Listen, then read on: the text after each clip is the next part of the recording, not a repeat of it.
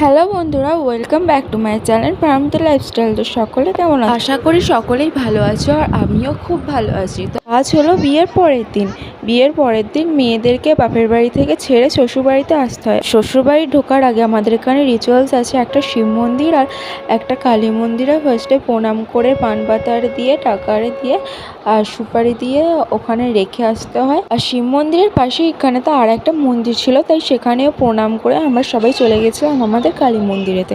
সেখানেতেও আবার সেই পান সুপারি সব কিছু দিয়ে তারপর প্রণাম করে রওনা দিয়ে দিয়েছিলাম বাড়ির দিকে। আর এখানে সবাই বড়রা দাঁড়িয়েছিল আশীর্বাদ করে বরবউকে ঘরেতে নিয়ে আসার জন্য। তারপরে বরের মা গাড়ির চাকায় জল দিয়ে আরও কী সব নিয়ম ছিল সেগুলো সব পালন করে ওকে মিষ্টি জল দুধ খাইয়ে দুটো পলার মতো পরিয়ে দিয়েছিল। ওইটা মাটির ছিল যদিও, ওটা নাকি 9 দিন পর্যন্ত খুলতে নেই। আর 9 দিন পরে কি একটা পুজো হয়, যেটার পরে বাপের বাড়ি যেতে হয়। পুজোটা হওয়ার পর খুলে রেখে দিতে হয়। তারপরে সকলে মিলে বউ আর বরকে নিয়ে চলে যাচ্ছিল তার বাড়ির দিকে। গরমের মধ্যেও সকলে মিলে ভিড় করে দাঁড়িয়েছিল বর বউকে দেখার জন্য। সাধারণত বিয়ের একদিন পরেই বউ ভাত হয়, কিন্তু ওদের আজকেই বউ ভাত ছিল, কারণ অনেকে ঝামেলা নিতে চায় না। বাট ফুলসজ্জা যেটা ছিল সেটা কালকেই হচ্ছিল, মানে তার পরের দিন।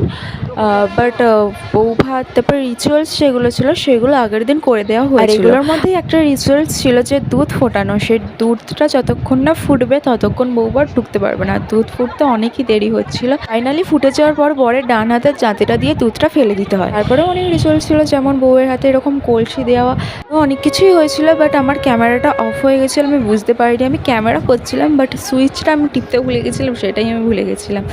তারপরে আরও এইগুলো বৌদির ফোন থেকে সব নেওয়া। আমি অনেক ভিডিও করতে পারিনি, সেগুলো আমি সব আত্মীয়দের কাছ থেকে নিয়েছিলাম, বাট সব ভিডিও আমি জোগাড় করতে পারিনি, তার জন্য সরি। বাট তাও আমি চেষ্টা করেছি সব অনেকগুলোই ক্লিপ বা নিয়ম তোমাদের সাথে শেয়ার করা।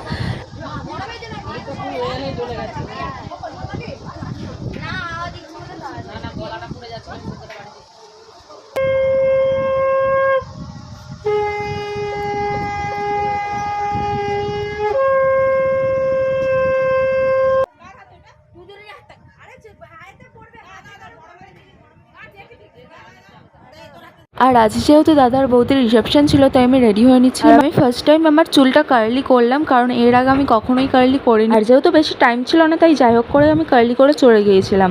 আর তারপর সেখানে গিয়ে আমি ফার্স্টে চলে গেছিলাম স্টলের দিকে। এখানেতে লস্যি ছিল, ফুচকা ছিল, আর পকোড়া কফি ছিল। আর অনেক ভিড়ও হয়েছিল। আর তোমাদেরকে তো বউবরকে দেখানোই হয়নি। এই দেখো বউবরা দুজনেই ম্যাচিং করে সব কিছু পরেছিল পার্পল কালারের, মানে পার্পলের ডিপ কালার যেটা। তাহলে তোমাদের সাথে রুমটা ওদের দেখিয়ে দিই। এটা হলো ওদের রুম।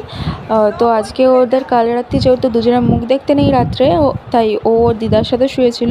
তো পরের দিন ফুলসজ্জার রিচুয়ালস পালন করা হয়েছিল, কিন্তু সেটার আমি ভিডিও করিনি আর আসতেও পেরেছিলাম না। আর এখানে সকলে মজা করেই বউ বরকে আর বর বউকে খাইয়ে দিচ্ছিল। আর এখানেতে আর একটা বৌদি আছে আমার, স্টেপ ভিডিওগুলো সব করেছিল।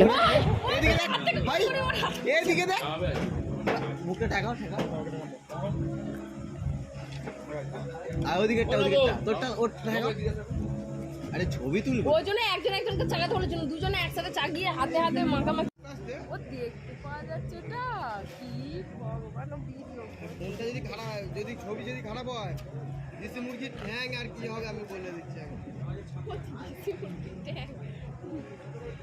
কথা বলতে বলতে তো আমার লুকটা তোমাদের সাথে শেয়ারই করা হয়নি। শর্ট ভিডিওতে অবশ্যই শেয়ার করেছি, বাট ফুল ভিডিওতে তো শেয়ার করা হয়নি। এখানে দিদি আমি মিলে একটু ভিডিও করছিলাম আর ক্লিপস নিয়ে নিয়েছিলাম, সেগুলো তোমাদের সাথে আগে শেয়ার করেছি। আর অনেক ভিডিও নিয়েছিলাম, সেগুলোর মধ্যে কিছু ভিডিও তোমাদের সাথে অলরেডি শেয়ার করে দিয়েছি। তোমরা হয়তো শর্টসে দেখেছো। তো ভিডিওটা কেমন লাগলে অবশ্যই জানিও, ভালো লাগলে লাইক কমেন্ট শেয়ার করে দিও। টাটা, দেখা হচ্ছে নেক্সট ভিডিওতে। সকলে ভালো থেকো।